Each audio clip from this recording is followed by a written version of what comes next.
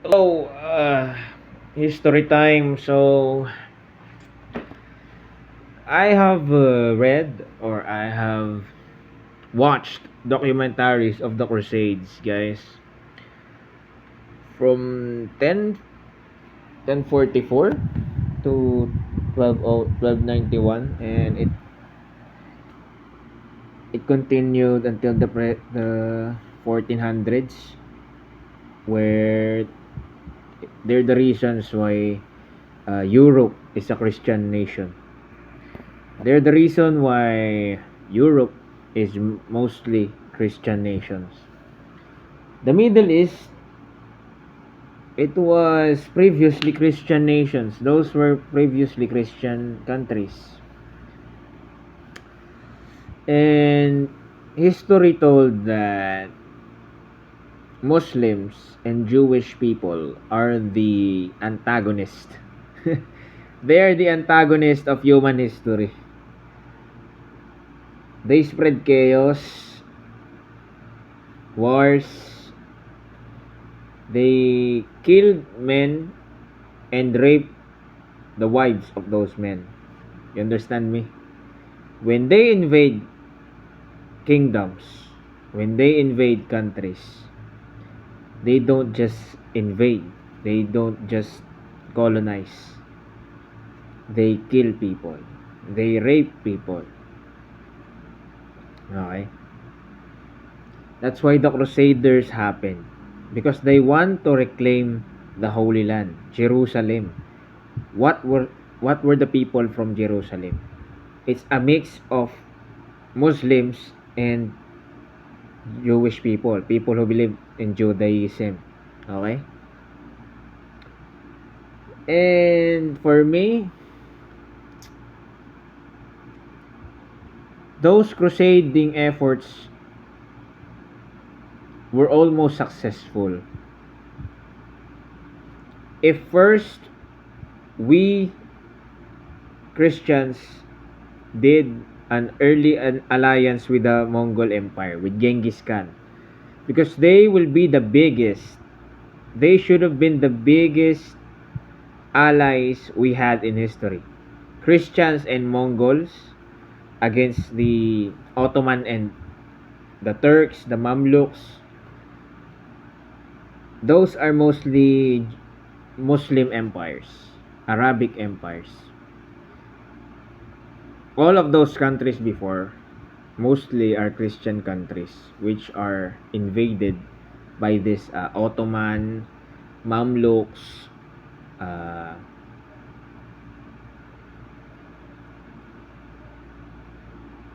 sir, these Turks, the Turks, yeah.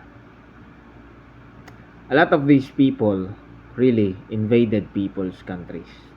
Okay. Persia is a Christian country and is now called Iran. You understand me?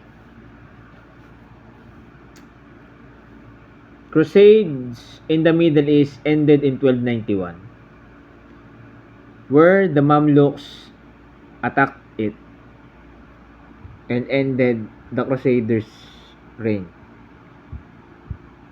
Yes, the some of the Middle East areas were claimed by the crusading efforts, but then they can't defend it for long because that area is surrounded by Muslim territories. So, history said and history stated, it's all factual. Nothing that I'm saying is false because it's factual, it's history. It's not just social media. I read it from the news. No. I've watched documentaries. I've watched videos of crusading efforts back in the 11th and 15th century. And what I noticed is that all along, even then, the Muslims and the Judaism people are the antagonists of human history. They spread chaos, they spread pedophilia, all the seven deadly sins. They promote it. willingly and sugarcoat everything by doing good deeds, by trading,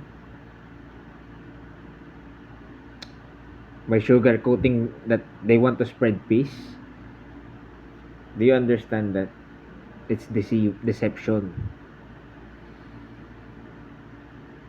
The moment you allow Muslims and Jewish people to your country is bound to fall, because history has proven itself that every country that allowed Muslim traders into their country were demolished, were conquered, were invaded. And now look at the Middle East.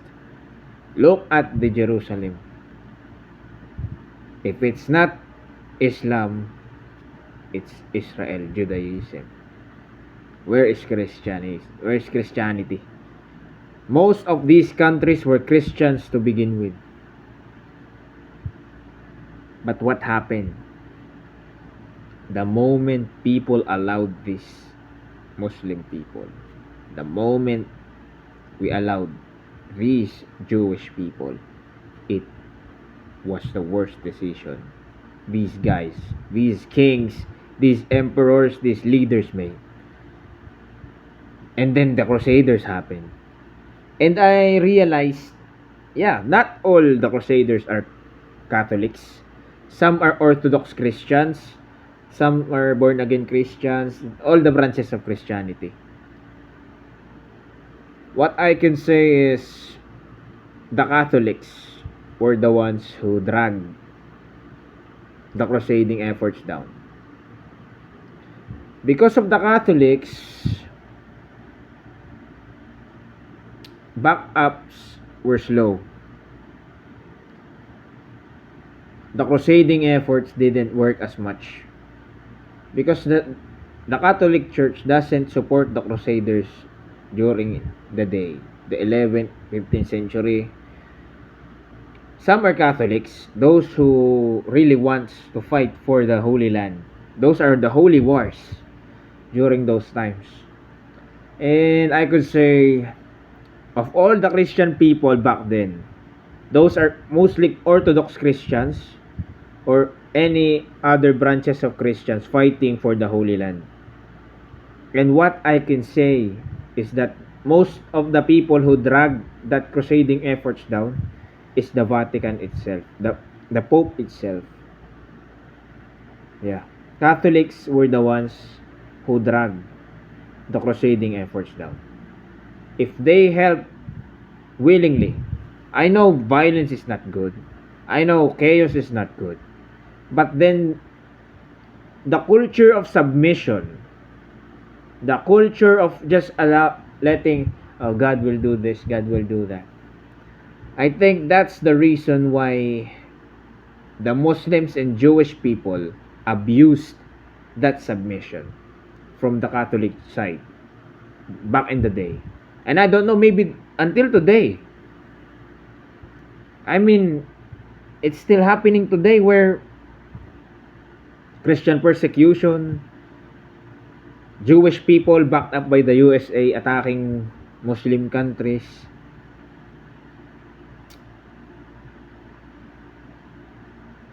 Attacking Christian, disrespecting Christians in the Holy Land. I don't know, man. I'm a Catholic. I believe in Catholicism. I'm proudly Christian. But then history said that Catholicism dragged Christianity down. The submission of Catholics towards the faith, avoiding war, and instead choosing peace talks, choosing negotiation against people who don't comprehend things. Because the principle of Islam is to conquer. If you don't believe my faith, if you don't convert, you die or you pay tax. That's the rule. When Muslims invade a country, I mean, they were okay. This is what's happened. They are so kind in entering these Christian kingdoms. Back then, it was Christian kingdoms. Okay, we allow you. Come here, Muslim people. Come here, Jewish people. We allow you feast, trading, all these good deeds that they have done. But slowly and slowly, they are deceiving the country. And slowly by slowly, they are invading the country. And when they do, okay, this is a Muslim country now. This is our turf. They will kill every Christian monarch. They will destroy every church. They will destroy everything. And then here we are. When it's a Muslim country, and those people living in there that are non-Muslims, this is the rule. Convert to a religion. Even those Jewish people back then, even the Judaism people back then, convert to a religion or get killed or pay huge amount of taxes. It's history, guys. It's history. It's not me just talking to you, reading out of nowhere. No, I have watched documentaries. I have watched every single detail about the Crusades, about the Muslim history, Judaism history. Across all human history, Judaism and Islam is the antagonist of human history. And the reason why there are Christian countries today and why it is dominant is because of these crusading efforts. Without the Crusaders, every single country will be Islam, will be Muslim countries. Every country in the world will be Jewish or Islamic countries. You see how these Oceania people, some European countries, some Asian countries, some countries of the Americas are protecting the Christian rights. Why? Because they know. They are reading, they are watching, they are knowledgeable about the history of the world. Okay? We can't go silent all this time. The passive mentality of the Catholics is the reason why Judaism and Islam people abuse that kindness, that submission. Okay, God will do everything. Let us just pray and hope that there will come a day that we can do it by negotiations. We can do it by... It's hard, man. Some people have their own beliefs, like the Islam, like the Judaism people. Some of them can't go with just negotiations. And they made use of that kindness that we have given them. The kindness of Christians and the passive, or us, what is our vocation as Christians? Jesus Christ, our relationship with Jesus Christ. Us believing in world peace, us allowing inclusivity. Everyone is allowed in this place. No one is unwelcome. No one is a stranger. May you be a Muslim, may you be an Islam, may you be a Judaism or Buddhist, whatever religion you have. We will accept you in our kingdom and embrace you like family. But then that's not the mentality of those people. They want to invade for their self-interest. That's why today, look at what's happening. Those kindness that we have given them back then, that's the consequence that we're paying today. The Christian persecution, the rudeness of Jewish people, the Israel people against Christian in Israel, the chaos that's happening around the world. You know who's doing them? If you're reading the news, if you're watching the news, who's the catalyst of them? If it's not Israel, it's Muslim countries, Islamic terrorists, Zionists, Jewish people. And who is backing up Israel? United States of America. And you have seen the soldiers of America. They can't keep fighting for Israel. Why would they fight for a country who's spreading and killing people in Palestine?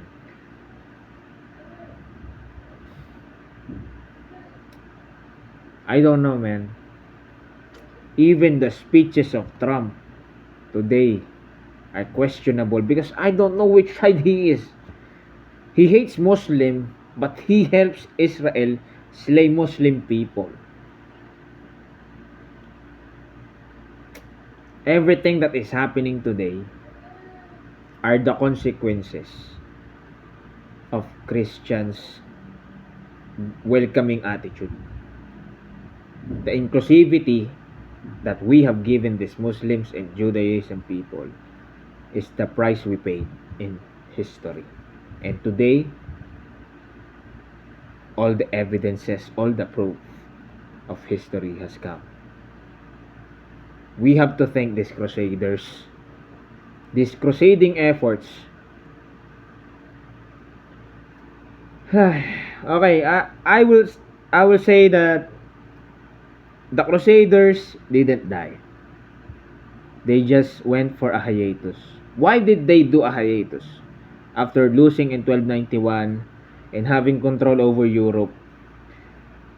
Maybe because the support of Christianity or the Catholic Church towards taking over the Holy Land, Jerusalem, and most of the Middle East who are Christian countries back then were uncontrollable because it was mostly Muslim territories by those times.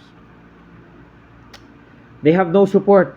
So why should they continue crusading efforts when there is not much support given to them? So I hope you guys are really paying attention. You should watch Crusaders history.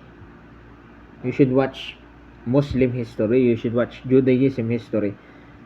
Most of them are deceptions. But when you watch these crusading efforts, when you watch the history of that, you will see in history, in anywhere, any part of history, if Muslims and Judaism people are involved, they are the antagonists of the story. Why? Because what's the content when Muslim people and Judaism people are involved in that story, in that documentary? Chaos, wars, invasion, killing of people, unfair taxes.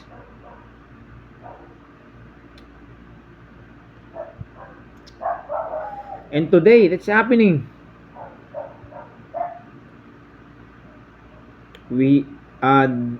Today we can call the Crusaders the sovereign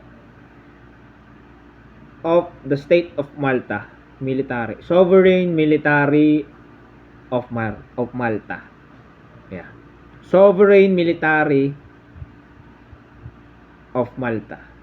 Yeah. Sovereign military of Malta. I think that's the name of the Crusaders now. And if you want to help this movement, the crusading efforts, ride with it. Those people who can defend themselves, spread your words online. Spread your words through the news. Spread your words through public. Don't be afraid. They can kill our bodies, they can destroy our bodies, but they can never kill our faith. It's time, brothers and sisters. I can spread the words of God, but I can't watch my people die. Crusaders, if you can defend for the people who can't defend themselves, please defend for us. We are praying, hoping that in God's will, in the name of Jesus Christ, all this Jewish, Islamic evil doings will come to an end. Now is the time for Christians to claim what is truly theirs. Let's bring back the Crusaders.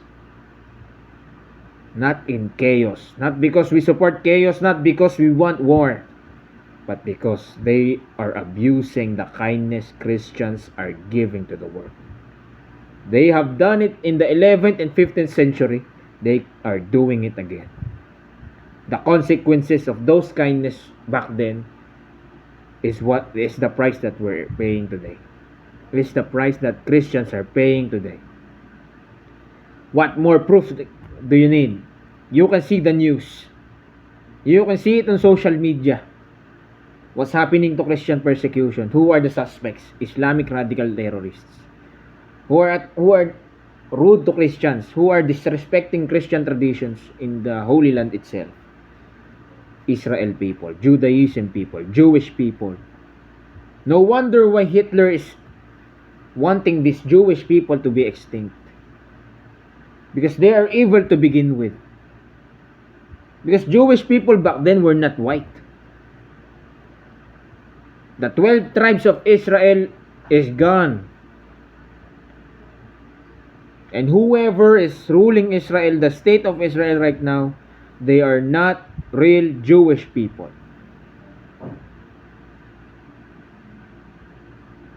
And Muslim history, I know there are kind Muslims. I know there is kindness in Islam. But then in history, again, this is facts. This is not deceiving people. This is not me spreading Islamophobia or anti-Semitism.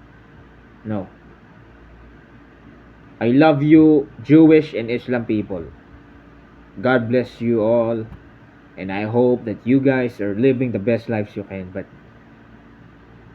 if we can negotiate through words, then please stop these Christian persecutions. Stop invading these countries. Stop invoking your beliefs to ours. Because we are Christian, those are Christian countries. Why are you forcing people to believe in Judaism? Why are you forcing people to believe in Islam? They should willingly join it if they want. You have online classes about teachings of Islam, teachings of Judaism.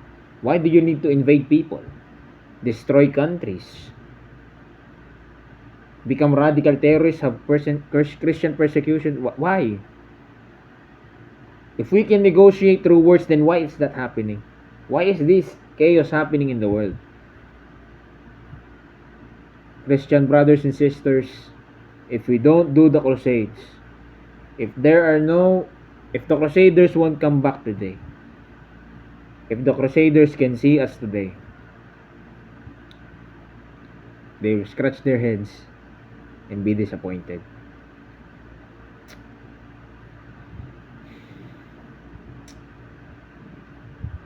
I in the history of the Crusaders back then, I was really happy. Claiming territory after territory. I claimed this, I won that. They even had Genghis Khan, the most powerful army back then. In the medieval times, the Mongol Empire is the biggest empire.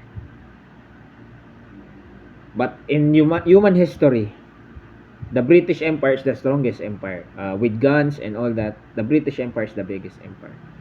But in medieval times, with cavalries and all that, Mongol Empire or Genghis Khan's empire, if we did it earlier, if the Crusades did an early alliance with the Mongol Empire, these countries, these Muslim countries and Judaism countries won't succeed. But then those alliance efforts didn't pay off because of difference in interests. The Crusades lost in 1291. They have given up Middle East and mostly are already Muslim countries. Genghis Khan lost. Mongolia lost its lands. Mongolia is such a huge part of land. If you can see China and if you can see Mongolia, China doesn't have that much of land back then. I don't know because China were used to be a land of traders, land of Buddhist people. These Mongol people of Genghis Khan is very powerful, but then when his time ended, I don't know, maybe the since the end of Genghis Khan's era, Mongolian Empire lost or declined. Yeah. And history said that both crusades and the Mongol Empire lost to the Ottoman, Mamluks, Seljuks. There are a lot of Muslim uh, armies back then. In Turkey, Syria, Arab Emirates today, yes, those Arab countries. It's a huge army to fight against. And if somehow they did it earlier, if I can revise history, then that's the thing that maybe they regret doing.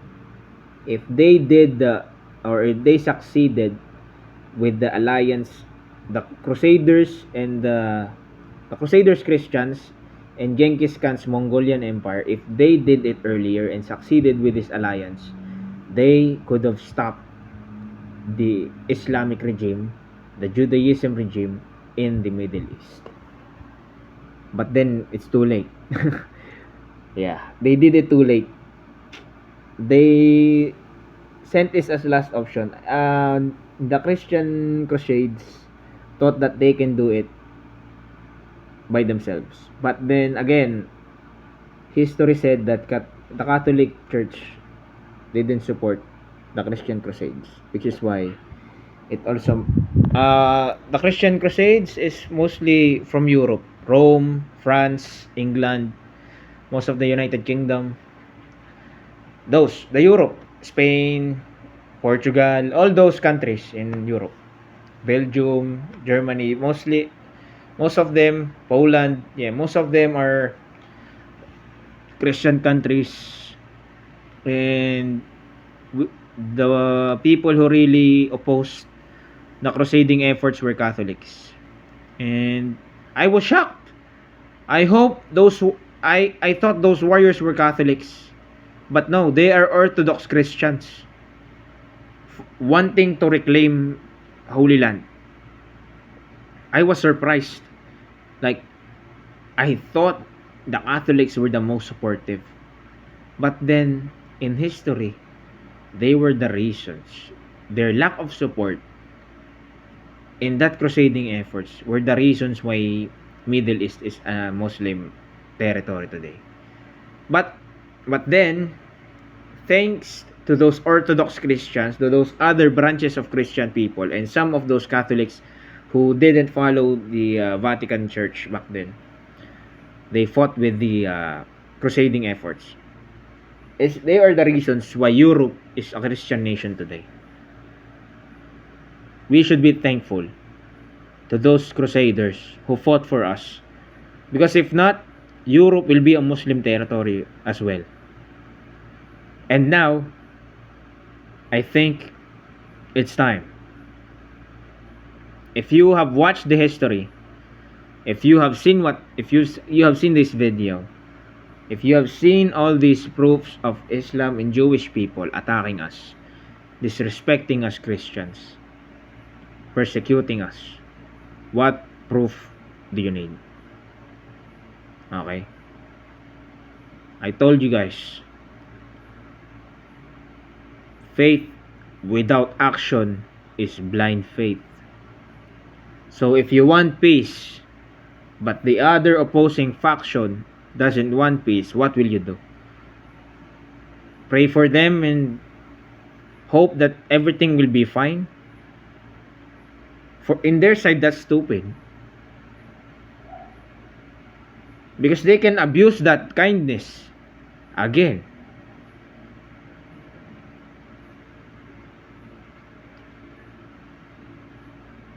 That's the dumbest thing Christians have done in history. By being so kind and trusting to people. And by that, we lost the Holy Land. We lost most of the, back then, Persia, Syria, Libya. Back then, they were Christian countries, but not anymore. Turkey. Persia is Iran today. It's just saddening. I mean, I don't hate Islam. I don't hate Jewish people. But then in history, I'm saying this as facts because this is history. They were the antagonists of human history. And the Christians were the victims all along. Christians were the victims all along. In all of human history, Christian people were the most welcoming. Christian people were the most kind, allowing all of these religions, allowing all of these people to come to our kingdom, eat with us, talk with us, maybe have some trade talks, have some alliances. But then there are people who can deceive you. And that's the price we are paying today. The kindness in the 11th century and 15th century that the Christians did was the reason why we're paying this price of Islam, Jewish people persecuting, disrespecting us, and thinking that we're a pushover. Because history has proven that. Our kindness was the catalyst for our downfall. And I'm a Catholic, I'm a Christian. And I'm disappointed by that. Why did the Crusaders have lack of support? Of all Christians, why Catholics? Why were they the people who did not support the Christian Crusades? There are a lot of questions in my mind.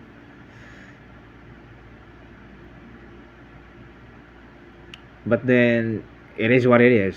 Today, 2026, all of these years, Generation Z, I want to tell the young people, to those of you, Generation Z, Generation Alpha, Generation Beta, fight for what is right.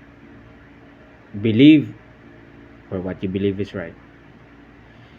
But what can I say? If I can preach and I can say the truth, I will. Jesus is the way, the truth, and the life. Christianity is not just a religion. It's a relationship with Christ. And yes, I know.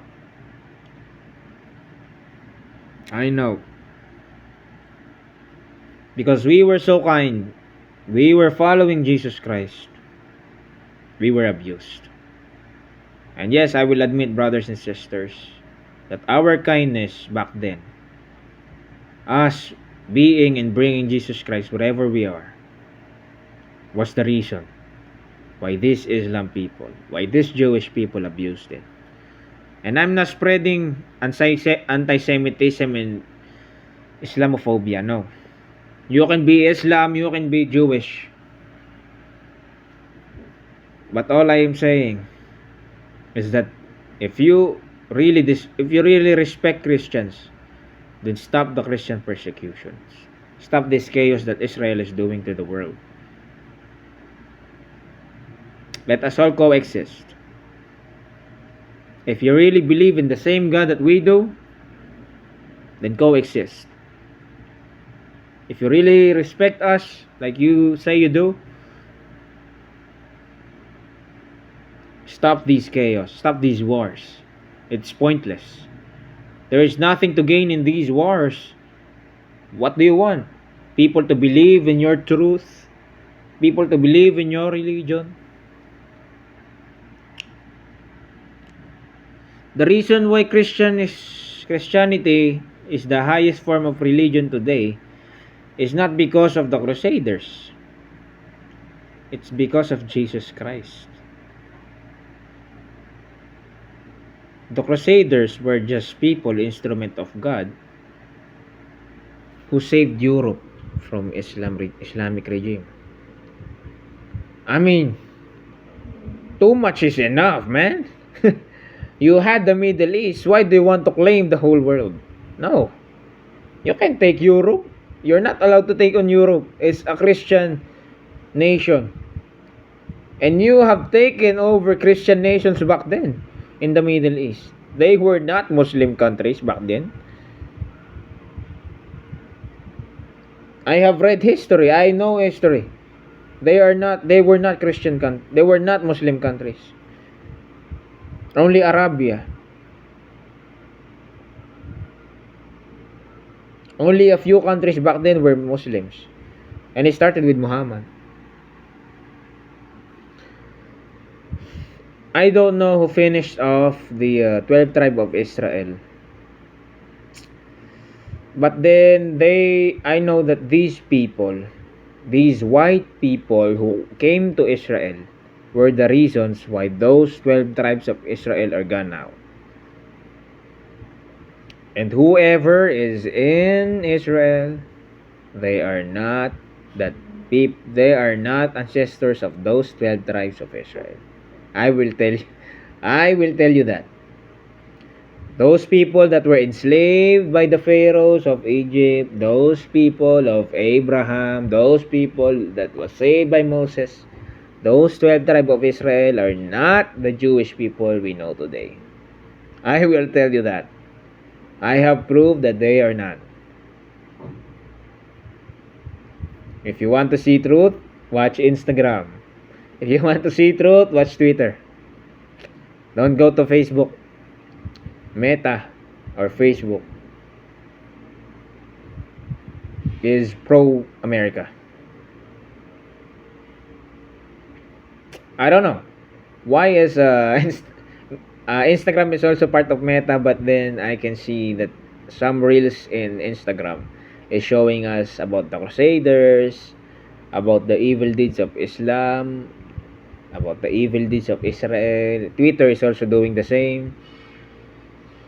But I will say you this. I'll say these things to you. If you want to see the truth about all the evil things in the world, the reality behind the Matrix, escaping the Matrix, escaping the evildoers of this world, and knowing the truth, go to Instagram. First, go to Twitter because it's a transparent social media network. Next, go to Instagram. And also go to TikTok. Because Facebook is controlled by the USA. And if most Filipinos will know about this, about the crusading efforts, Filipinos are mostly Christians. If you guys will see the Crusaders' history, you will be inspired. You will see how our holy warriors of Christian brothers and sisters fought for our Christian identity. I know Jesus Christ is the reason why Christian is the most known, renowned religion in the world. But in the next 10-50 years, it is said that the census of the global population is predicting that Islam will be the most renowned religion. That's the mission of yeah, I think that's the mission of Islam back then. Even back then, they want the entire world to be Muslim, Islam. And the Judaism people is not allowing that to happen. So they are two opposing forces. Who Israel wants to conquer the entire world. They want, I don't know.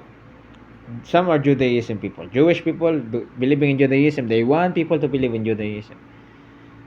Zionists are also those Judaists.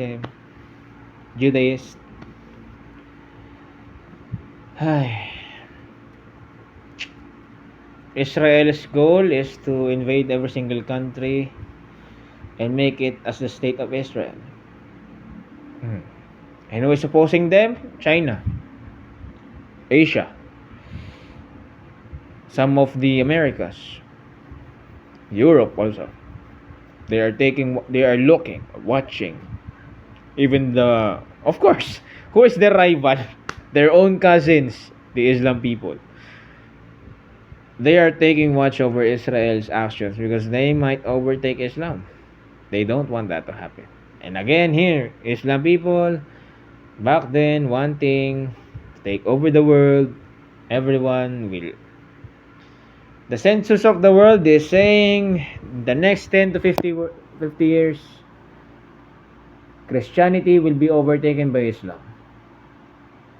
And I don't think my Christian brothers and sisters will allow that to happen. Crusaders, will you allow in the next 50 to 10 years from now that the world will be filled with Judaists, and Islamic people? I mean, I won't be mad, but then where will the Christians go? What will the Christians do? I mean, I don't know. You're killing us, you're disrespecting us. So, what should we do for you to stop this craziness?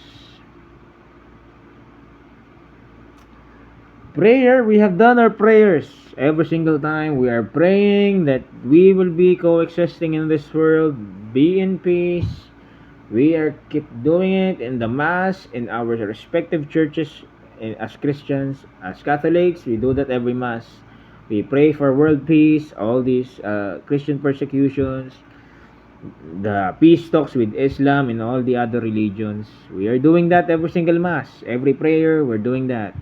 And the other religions of Christians, we're worshiping, praying. We're also our pastors and ministers are also preaching about the world peace, preaching about peace talks about other religions. So you cannot say that we are not doing our part.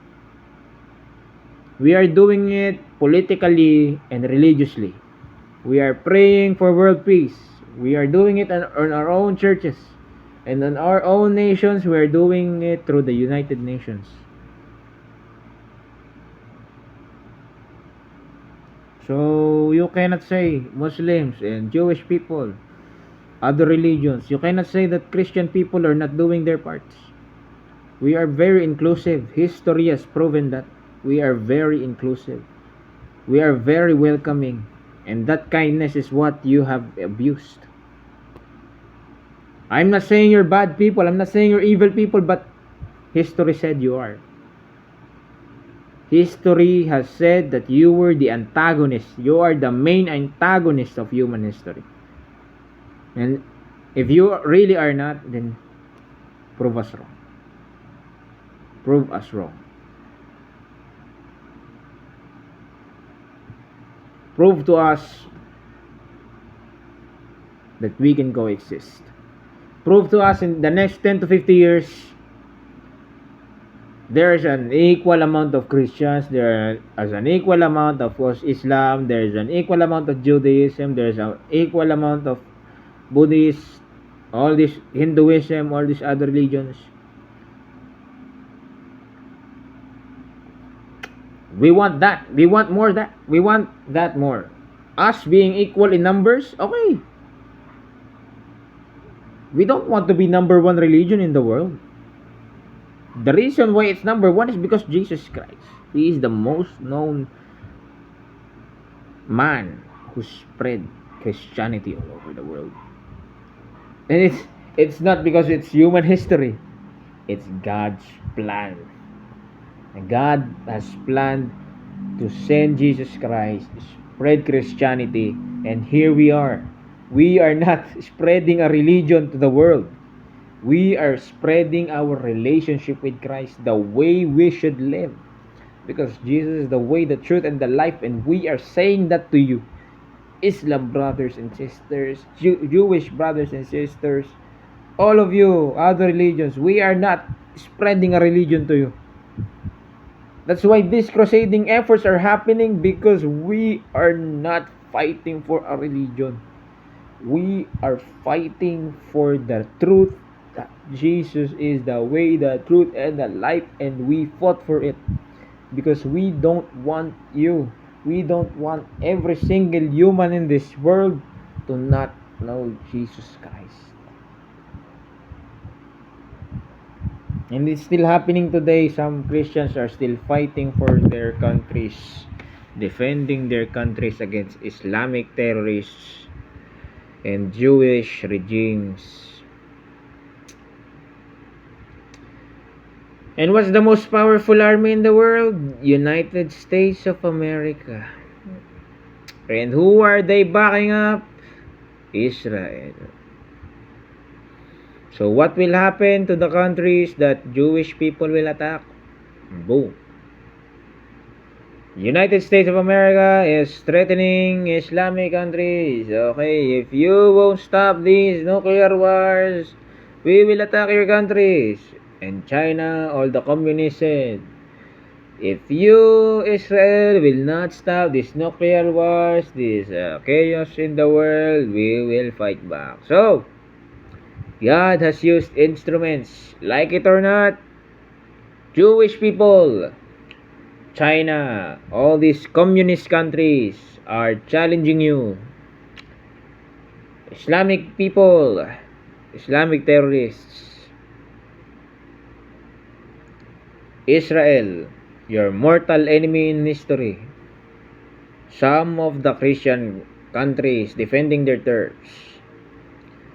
And even United States of America itself is saying that they are against you. So God is really using instruments to remind the world